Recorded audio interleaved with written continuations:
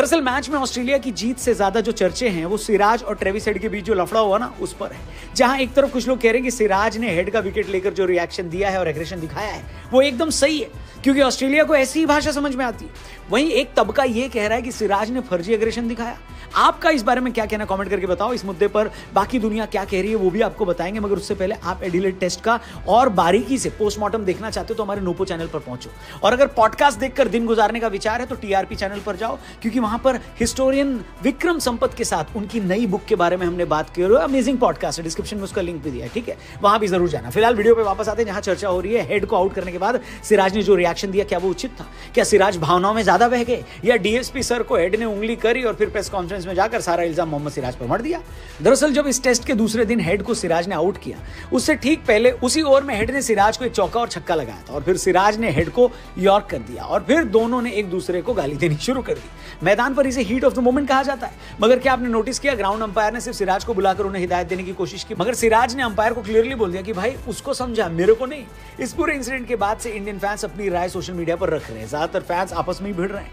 Social media पर सिराज की तरफदारी करते हुए लोगों ने लिखा कि जब कोई ऑस्ट्रेलियन हमें एग्रेशन दिखाता है तो वो कूल होता है, और जब हमारे खिलाड़ी वैसा करते तो वो फूल होते हैं। ये कैसा इंसाफ है? वहीं कुछ फैंस बोल रहे थे कि सिराज ऐसे एग्रेसिव होकर जोकर लग रहे थे, क्योंकि टेस्ट मैच तो इंडिया उसी वक्त हार गया था जब सिराज ने हेड का मुश्किल कैच छोड़ दिया था। अगर सिराज उस टाइम पर ऐसा एग्रेशन दिखाते और कैच ले लेते तो वो ज्यादा मजेदार होता। ये भी ठीक है। इसी बीच सिराज का इंटरव्यू हरभजन सिंह ने लिया, और हरभजन ने पूरी तरह से सिराज का सपोर्ट किया और कहा कि ऑस्ट्रेलिया में ऐसा होना आम बात है, और हमेशा ही ऑस्ट्रेलिया में ऐसी घटनाओं के बाद सामने वाली टीम के खिलाड़ी को टारगेट किया जाता है। साथ ही भज्जी ने जानना चाहा कि आखिर उस मोमेंट में हुआ क्या था, तो सिराज ने हेड की पोल पट्टी खोल दी और कहा कि हेड ने आउट होते ही सिराज पर तंज कसा, तो सिराज ने भी अपना आपा खो दिया, और दोनों ही खिलाड़ी एक दूसरे के लिए एफ वर्ड का उपयोग करने लगे। इसके बाद सिराज ने कहा कि ट्रेविस हेड ने मैच के बाद प्रेस कॉन्फ्रेंस में जाकर पलटी मार दी और पूरा इल्जाम सिर्फ मेरे पे मढ़ दिया, और कहा कि उन्होंने सिराज की गेंद पर उन्हें वेल बोल्ड कहा था, लेकिन न जाने क्यों सिराज उन पर भड़क गए। अगर भारत ऐसे ही खेलना चाहते तो ठीक है। बड़ा हरामी हो बेटा। एडिलेड में शुरू हुआ ये बवाल अब अगले मैच में ब्रिस्बेन भी पहुंचेगा, जहां पर एक बार फिर गर्मागर्म मुकाबला देखने को मिलेगा। मगर मुझे डर इस बात का है कि कहीं उससे पहले ऑस्ट्रेलिया वाले सिराज के खिलाफ कोई षड्यंत्र न रच दे और उन पर रेफरी फाइन न लगा दे, क्योंकि अगर फाइन लगता है तो दोनों खिलाड़ियों पर लगना चाहिए, वरना किसी पर नहीं। वैसे एडिलेड के इस बवाल में हेड का पलड़ा अंत में भारी रहा, क्योंकि हेड का कैच सिराज ने ड्रॉप किया, फिर उन्होंने 140 बना दिए, इंडिया हार भी गई। फिर भारतीय पारी का अंत सिराज का कैच लेकर भी हेड ने ही किया। वैसे एक बात बता दूं तुम्हें, ट्रेविस हेड आईपीएल में जिस जगह के लिए तुम खेलते हो ना, वहां के डीएसपी सिराज मियां हैं, तो जब इंडिया आना तो होशियार और खबरदार रहना, क्या समझे?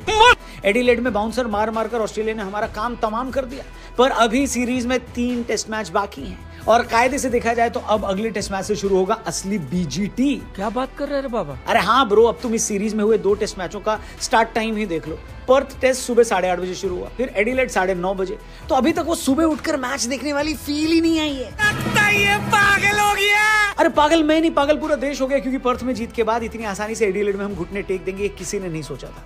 बल्ले से सिवाय नीतीश कुमार रेड्डी के और बॉल से सिवाय बुमराह और सिराज के इस मैच में हमें एक भी पॉजिटिव चीज नहीं मिली।